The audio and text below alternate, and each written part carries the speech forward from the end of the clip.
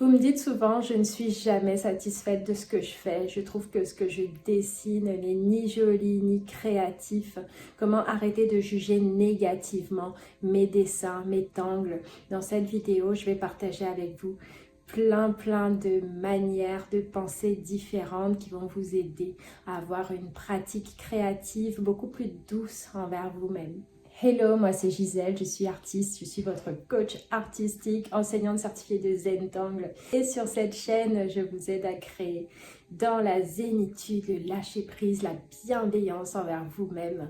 Donc abonnez-vous pour maintenir un bel état d'esprit quand vous créez. Déjà, une première chose, et si c'était possible d'accepter que ce ne soit pas joli en fait, de pouvoir dessiner et vous dire ok. Peut-être que ça sera pas du tout joli. Peut-être que ça sera jamais joli ce que je vais faire. Et c'est ok. Qu'est-ce que vous ressentez quand vous vous dites ça? Est-ce que c'est possible de se dire, de lâcher les attentes à ce niveau-là et de pouvoir créer chaque jour, régulièrement, en se disant que c'est ok, même si ce n'est pas joli? J'aimerais vraiment vous inviter à vous poser cette question très profondément et vraiment tentez de vous projeter dans cet état d'esprit-là. Cet état d'esprit où on se dit, c'est ok, ça sera pas joli, c'est totalement ok. En acceptant cette possibilité, en acceptant cette finalité, en général, on peut ressentir un très grand relâchement parce que quelque part, quand on se met la pression, qu'on se dit là, je veux que ce soit joli et que en plus on se dit c'est pas joli vraiment sur un ton de reproche, quelque part on est en train de se mettre une pression énorme, on est en train de se mettre une forte pression dans notre processus créatif, dans notre créativité, dans ce temps qu'on passe à nous faire du bien. Et forcément, ce n'est pas utile, on n'a pas besoin de ça, on n'a pas besoin d'une pression supplémentaire dans nos vies, encore plus quand on décide de se poser et de dessiner tranquillement. Et la première personne qui va nous mettre la pression, en général, c'est nous-mêmes. Donc ça vient vraiment de vous. Et c'est à vous de changer ça, de transformer ces pensées. C'est vous qui les pensez, ces pensées-là, donc c'est à vous de les transformer. Je sais que c'est pas évident, je sais que voilà, ça demande plus d'efforts souvent de développer des pensées bienveillante, positive envers nous-mêmes et envers les autres. Ça demande plus d'efforts que l'inverse parce que souvent on est habitué depuis toujours, depuis notre plus tendre enfance à se critiquer. On a entendu beaucoup de critiques envers nous-mêmes et nous-mêmes on perpétue ça.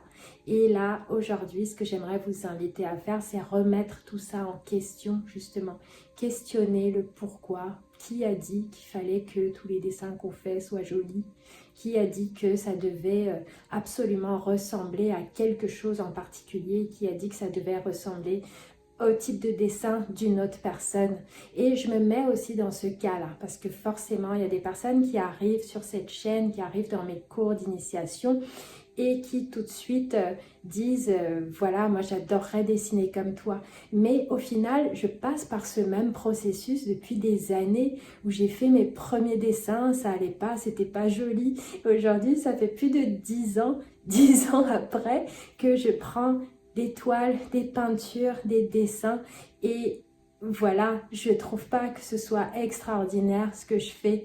Par contre, ce qui a changé, ce qui a vraiment changé avec le temps, c'est le relâchement, de pouvoir me dire on s'en fout en fait, sérieusement, très clairement. Ça m'est même déjà arrivé en fait de poster sur Instagram ou Facebook et d'avoir une personne qui me dit mais clairement vous dessinez moins bien que vos élèves. Et en fait, clairement, que répondre à ça? Sincèrement, je ne dessine pas pour qui que ce soit, pour me positionner en disant regardez ce que j'ai fait, c'est trop beau. Mon message va beaucoup plus loin que ça et c'est un message que j'ai besoin de me rappeler à moi-même régulièrement. Si je peins, si je dessine, c'est avant tout pour me faire du bien. Et j'ai besoin de me renforcer là-dedans chaque jour et c'est une pratique de pensée. C'est pas une pensée qu'on change une fois comme ça, on se dit allez, c'est bon, désormais j'accepte mes dessins. C'est vraiment une pratique parce que c'est des pensées qui vont revenir à chaque fois. Même au bout de 10 ans, ces pensées qui vont revenir. Il y aura toujours un moment dans une création, même dans une toile, où on va se dire mais qu'est-ce que j'ai fait là? Je peux pas montrer ça aux gens. Et dans ces moments-là, comme en méditation, on peut simplement observer et revenir à nous-mêmes, à se dire je peins pour moi, pour me faire du bien. Il y a des gens à qui ça va plaire, il y a des gens à qui ça ne va pas plaire du tout, et c'est ok, c'est toute l'histoire de l'art qui est résumée en quelques secondes. Donc vraiment, foutez-vous la paix. C'est ça que j'ai envie de vous dire là aujourd'hui. Je vous le dis et en même temps, c'est une façon de me le rappeler aussi. Parce que régulièrement, il va y avoir des moments où je vais retomber dans des pensées en mode « Ah, j'ai fait cette toile, est-ce que ça va vraiment plaire? Si ça ne plaît pas, est-ce que ça veut dire que je suis une mauvaise artiste, que je ne suis pas douée? » Et ça vient réveiller plein de choses, plein de blessures qu'on peut avoir au fond de nous. Et au final, quand on se reconnecte à nous-mêmes, tout simplement, on peut avoir suffisamment de recul pour se dire « Je me fous la paix. Aujourd'hui, je vais dessiner simplement, c'est tout. Je vais juste dessiner parce que je sais que ça me fait du bien. Je vais me faire du bien aujourd'hui et c'est tout. Et vraiment en conscience à chaque fois, se rappeler ça régulièrement. Parce que c'est nos pensées, c'est nous qui sommes responsables de nos pensées. C'est à nous de les observer et de pouvoir aller voir à chaque fois et accepter, tout simplement. Accepter ce qui se passe. Donc, il n'y a pas besoin de se battre envers soi-même et d'aller dire non, c'est moche, si, c'est joli, non, c'est moche, et ainsi de suite. Voilà, ça crée que de la résistance.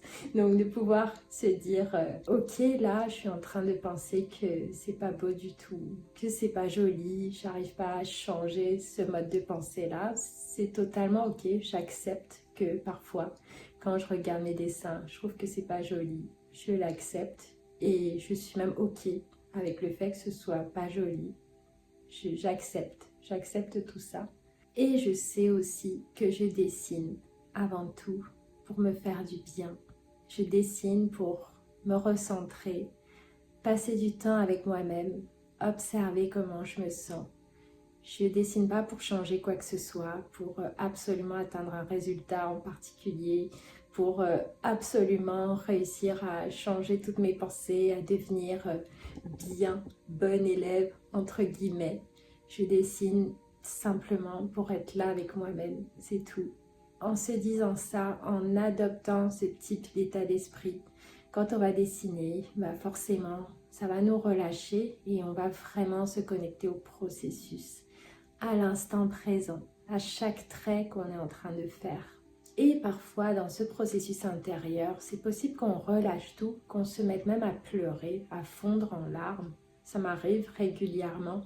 Pourquoi? Parce que c'est une façon aussi de relâcher la pression. En général, après, une fois qu'on a des larmes qui ont coulé, ben, on se sent beaucoup plus légère. On se sent connecté à nous-mêmes, tout simplement, beaucoup plus apaisé. Donc ça aussi, ça peut faire partie du processus. Mais le plus important, c'est de vraiment pouvoir se foutre la paix, se relâcher soi-même. C'est à nous de faire ce chemin-là envers nous-mêmes. Donc pas besoin de combattre, d'essayer, d'arrêter d'arrêter de juger nos créations. Simplement être là, accepter parfois de se dire bah ok, je trouve que c'est pas joli, d'accord, j'ai le droit que ce soit pas joli, c'est ok. Et ça relâche en fait toutes ces résistances intérieures. Ça permet de juste être là dans l'instant à dessiner. Et c'est pour ça que la méthode Zentangle que j'enseigne est vraiment magique à ce niveau-là. C'est pour ça aussi que j'adore l'enseigner parce que ça me rappelle régulièrement ces concepts-là, cette philosophie de vie qui finalement on l'applique à nos dessins mais elle est valable à tous les niveaux de notre vie. Chaque fois que je m'accroche à un rendu, à une chose, que je veux absolument réussir quelque chose, mais il y a énormément de pression qui se met en place.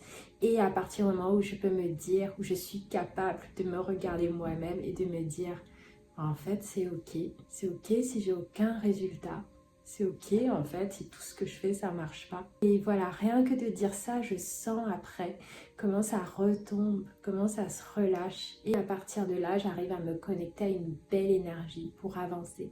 Donc c'est ça que je veux vous apporter, vous permettre de vous connecter à ça parce que c'est vraiment magique. Et c'est d'ailleurs les retours que je reçois. À chaque fois que j'organise des cours d'initiation de Zentangle, la plupart des retours, c'est toujours waouh, je me suis sentie tellement relâchée, j'ai senti que ça y est, je pouvais simplement être moi-même, m'autoriser. Et je trouve que quand on touche ça du doigt, c'est vraiment magique. Donc, continuez à pratiquer. Pratiquer ce mode de pensée, pratiquer la méthode Zentangle ou quelles que soient les activités artistiques que vous faites, de vous connecter à cet état-là, cet état où on accepte tout simplement ce qui se passe.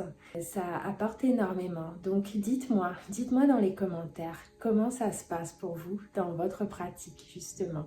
Quand vous avez ce type de pensée, comment ça se passe et aussi quel type de pensée vous avez envie de développer. Ça commence par là aussi. Donc plutôt que de se dire à chaque fois « Oh, il y a ça que je fais pas bien, il y a ce type de pensée qui revient tout le temps » et ainsi de suite. La première chose, c'est aussi de commencer à pratiquer, de penser autrement, de parler autrement. Donc je vais vous inviter, là, je vais vous donner un exercice aujourd'hui, de commenter cette vidéo en exprimant quelque chose de positif par rapport à votre art, par rapport à vos dessins, quelle que soit cette chose positive, parce que en vous habituant à faire ça, ça va aussi relâcher le reste et ça va vous permettre de pratiquer vraiment dans les meilleures conditions. Donc j'ai hâte de vous lire.